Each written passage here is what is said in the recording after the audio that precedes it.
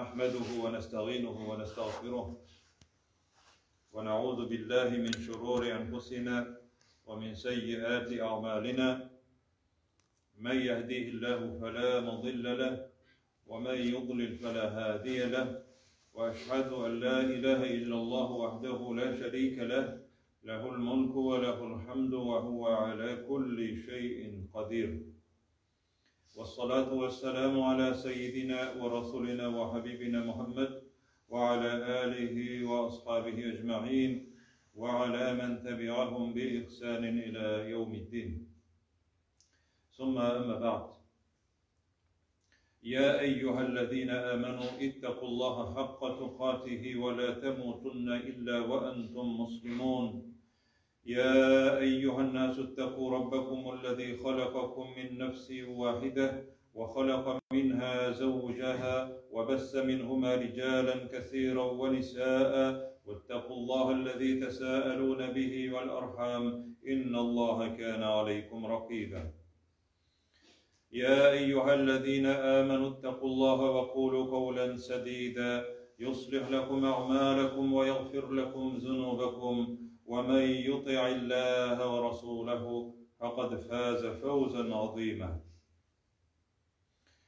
Bütün alemlerini yoktan var etip, jir bilen köklerini yaraltuvchi, jir bilen kökler arasındağı bulgan bütün mahluklarını özünün king rahmeti bilen terbiyelep, hem adam balalarına iksiz, şiksiz rızıklarını berip, terbiyelep turuvchi Rabbimiz Allah Subhanahu ve Teala'ga çın köngüllerimizden etken hamd sanalarımız, maqtavlarımız bulup tursaydı.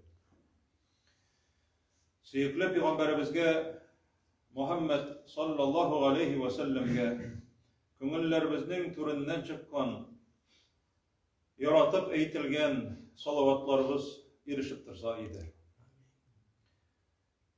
Bugün cemaat Recep ayının 3. günü 1. cuması.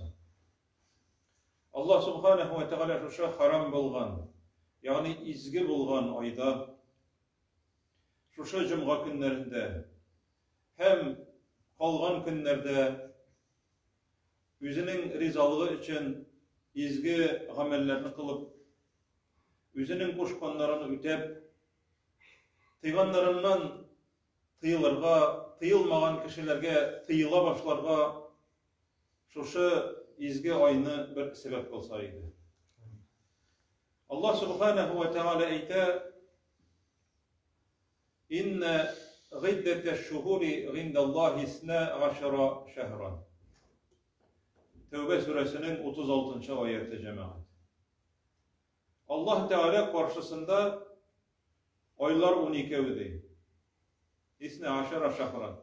Fi kitabillah, Allah Teala'nın kitabında, Levhul Mahfuz'da 12 aydıp yazılıp koyulgan. Levhul Mahfuz, ol cemaat saklanıp tıratırgan tokta, yani takdir toktası, yazmış toktası. Bütün kişilerinin, bütün mahluklarının yazmışları yazılgan toktaga Levhul Mahfuz diye eytiler. Şu toktada, şu takdir toktasında Allah Teala yazıp koygan 12 aydı.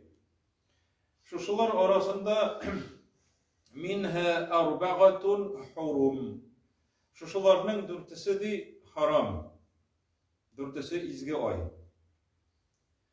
Suğuşular haram, kan tügüler, rencitüler, hem başka türlü zulümler işlev bu ayda kübrek tıyılgan, kalgan aylarga karaganda. Kalgan aylarda da ne tilesem şunu işlegiz demi Allah Teala, lakin şu aylarda, şu Recep ayında Zulka'de degen ay var, Zulhicce degen ay var, Allah haç kılatırgan ay, hem Muharrem, alar indi üçüsü redden kile, Zulka'de, Zulhicce, Muharrem alar redden kileler, lakin Recep ayrım. Mine bu şu ay cemaat Allah Teala'nın haram bulgan ayı. Minha arba'atun hurum. Zalika dinul qayyim. Allah Teala ayta bu tozanlık bulgan dindi. Eğer de şuşa dinge yapışsanız, Allah Teala koşkanlarını üteseniz, üzünüzge zulüm itüden tıyılsanız değil, ol şuşa din, şuşa qayyim bulgan din, toza bulgan, nık bulgan din, bizni kutqara turgan Allah Teala'nın nimeti. Şuşa aydadı Allah Subhanahu ve Teala فَلَا تَظْلِمُوا أَنْفُسَكُمْ Üzünüzge şuşa aylarda zulüm itmegizdi. Kalgan aylarda zulüm itü tıyılgan olsa, şuşa aylarda üzüne zulüm itü, üzünne rencitü, Allah'a taba anlap giderimiz inşallah, nerse ol üzüne zulüm itü, şuşa aylarda dağında köbrek tıyılgan. Allah Teala'nın açuğun kitiretirgan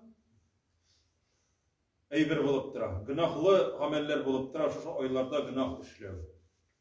Zulüm eyti. فَلَا تَظْلِمُوا أَنْفُسَكُمْ Üzünüzge zulüm etmegizdir. Peygamberimiz sallallahu aleyhi ve sellem eyte az-zulmu zulüm etü. Zulüm. Rencitü deveytik. Rencitü. Zulüm etü, rencitü. Kıyamet gününde de zulümet. Korangılık bulup gelir. Tamır bulgan sözler. Zulüm hem zulümet. Zulüm rencitü, zulümet korangılık. Zulüm etken kişi ikinci birevge zulüm etse, bütün kişiye zulüm etse, üzüne zulüm etse, hem üçüncü türlü en zor zulüm Allah Teala'ya korata.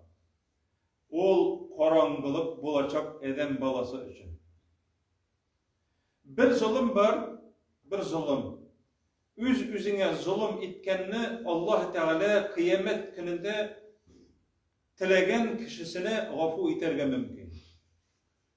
Mesela eğer bir kişi zor günahlarını işlese, orak içse, temeki tartsa, zina kılsa,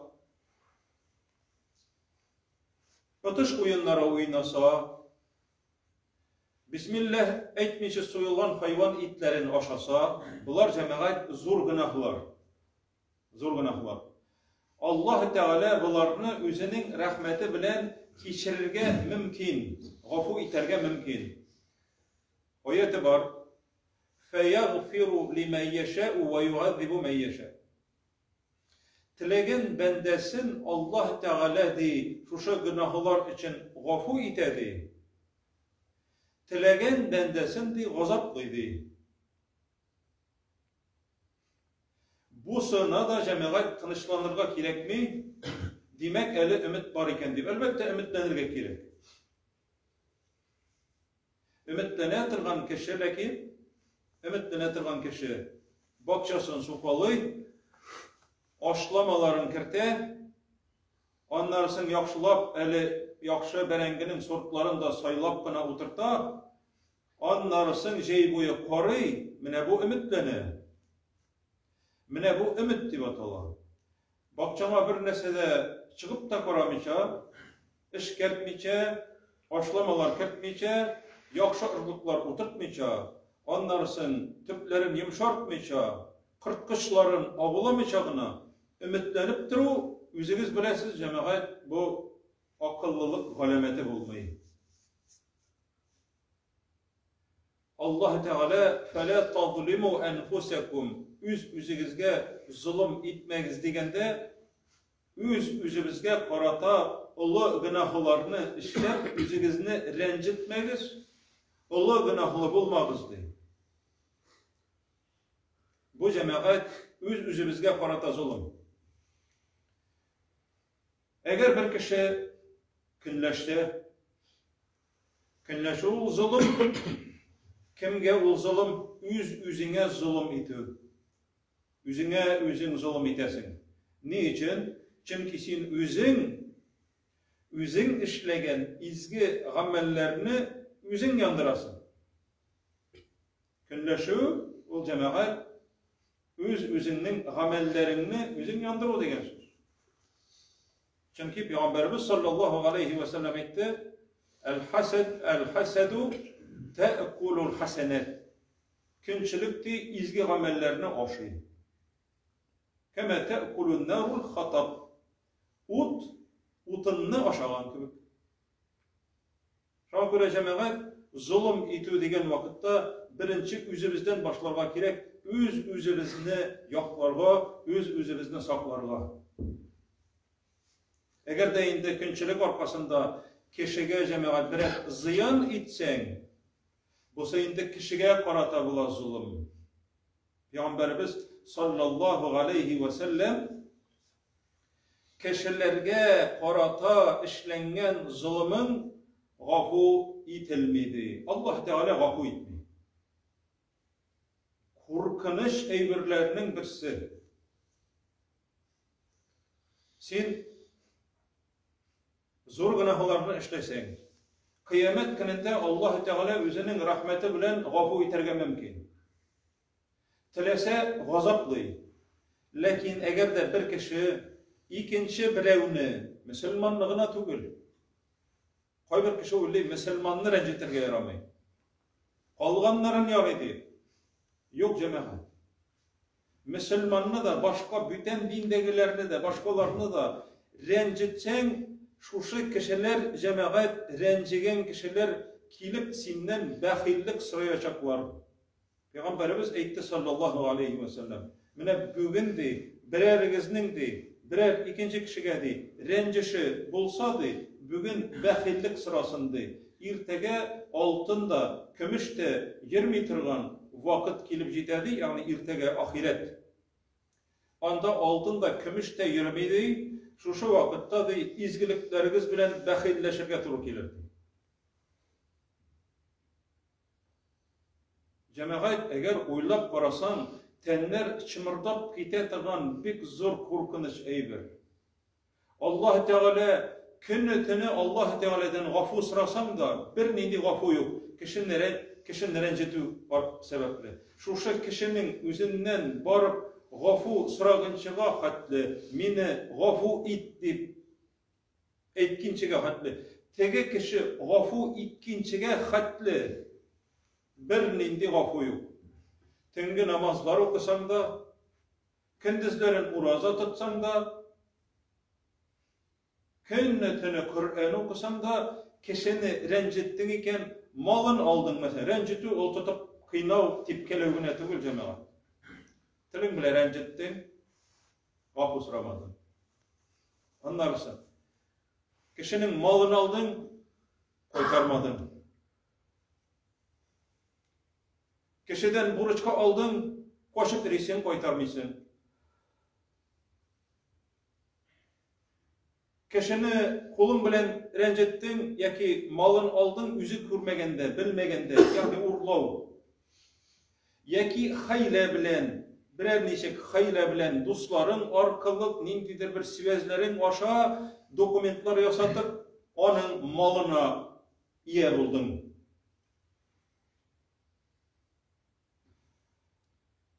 Шушы кешеләр җәмәгать кыямәт көнендә мәхрум кылачаклар. Мәхрум, ягъни лишонный, бөтен нәрсәдән, бөтен изге гамәл.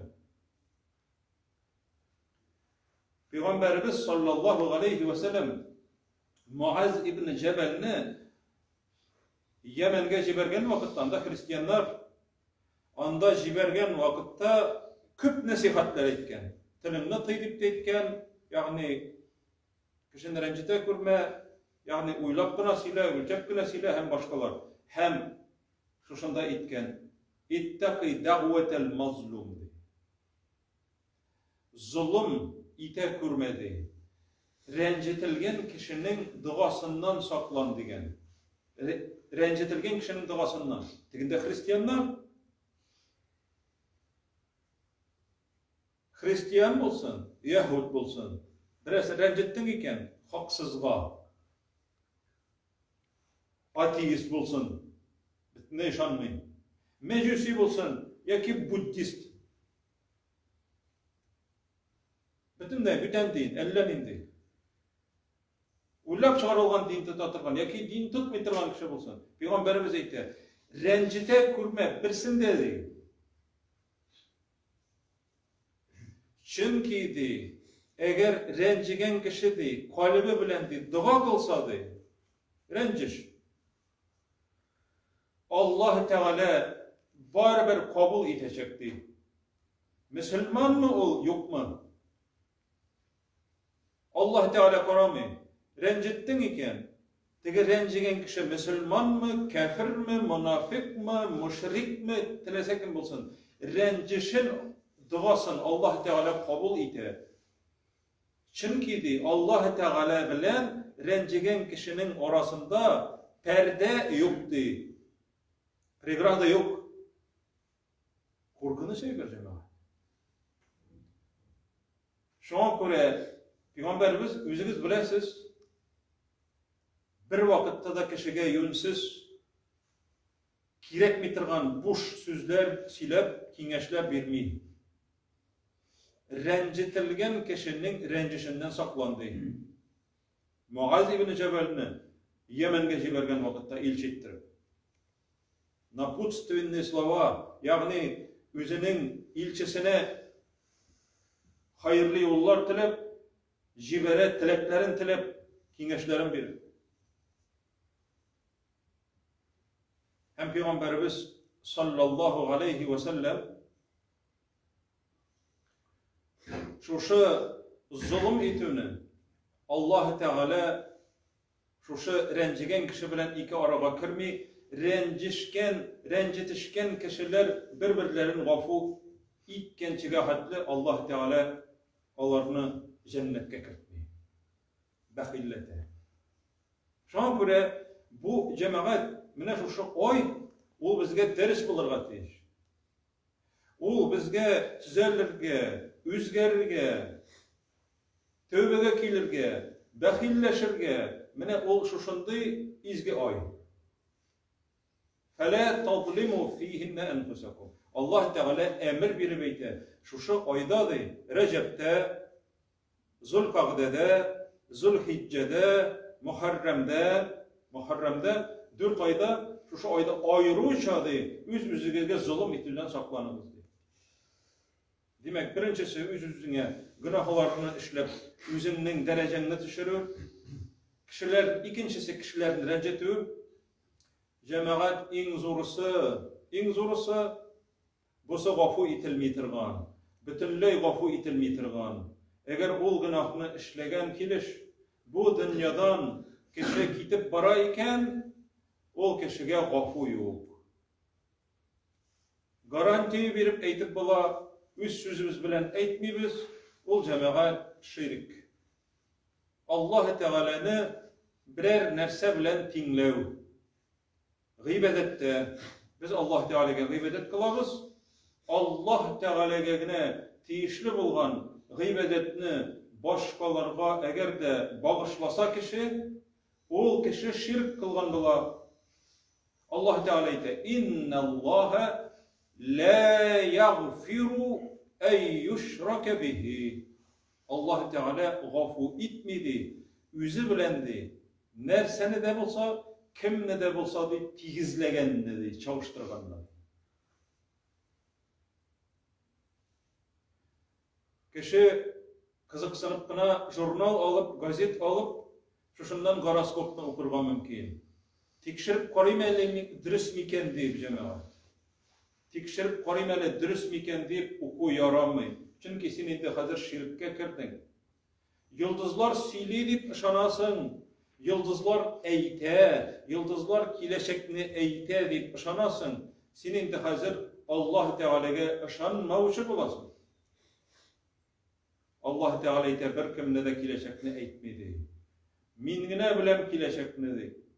Hem sen yıldızlar bilen işlevçi astrologlarını, onlarını sen çalıştırdın Allah bilen. Eğer de ışandın iken, bu kişinin bütün izgi amelleri, okugan namazları, yirgen cumgaları, birgen sadakaları, hacları, bütünüsü nol. وَلَاِنْ اَشْرَكْتَ لَيَخْبَطَنَّ عَمَلُكَ. Allah Teala ite Zumar suresinde eğer şirk kıldın iken bitti senin bütün amellerin dey. Yokka çıktı dey. Yani kiri kaytarıp alıp olmayın. İllemeger bir güne bir var, isen vakitte kişi anlap tövbege kilsegine. Elbette tövbe kapkası kaplanmalı. Mine mınsı indi cemaatlik zor bəxit. Allah Teala şirklerini gafu itmi, şirk kılgan kiliş ölüp gitse kişi, isen vakitinde cemaat kişi şirkten tövbe kılırga deyir. Kaybir kişi, mine bu eybir benim bilen yirgen vakitta moynumda yiri, yaki bilezik koygan bula, bilezik, yaki yüzük kiygen bula, yaki nindidir taşlar bilen moyunsa tapkan bula, hatın kız bolsun, irat bolsun, şuşu taşlardan mena hal kirte, mena küç bire digen ışanular bolsa, bu kişi cemaat şirk kıldı. Çünkü Peygamberimiz aytti sallallahu aleyhi ve sellem, eğer bir kişi amulet kise, amulet, talisman, amulet tağıp irsedi, fakat eşrake, onlarını Allah bilen çalıştırdığı için ki saklavçı, yaklavçı Allah üzerine. Şuna göre cemaat, zulüm itu demek üç türlü bula, üç türlü zulümden de biz saklanırga teyişlibiz. Birincisi, üzerine zulüm itu, ikincisi, kişilerge zulüm itu, korkunç eybir, üzerinin izgi amellerin bilen bəxilleştire tırgan, cehennemge ilte tırgan, hem üçüncüsü, en korkunçu, Allah'a karata zulüm itu. Allah subhanahu ve teala, şu meclitte oturgan barlık mümin Müslümanlarga da her barçalarımızga da hem bizni başka yerlerden karavçılarga da Allah subhanahu ve teala her barçalarımızga da her barçalarına da üzlerine kişilerge Allah'a karata zulüm itüden yirak bulup Allah Teala'nın siyikli kulları, siyikli bendeleri bulganımız halde yaşavlerini Allah Teala'nın rahmetine, cennetine, kıyamet günlerinde erişişçilerden Allah Subhanahu ve Teala her parçalarımızda kılsaydı. أقول قولي هذا وأستغفر الله ولكم ولسائر المؤمنين واستغفروه إنه هو الغفور الرحيم.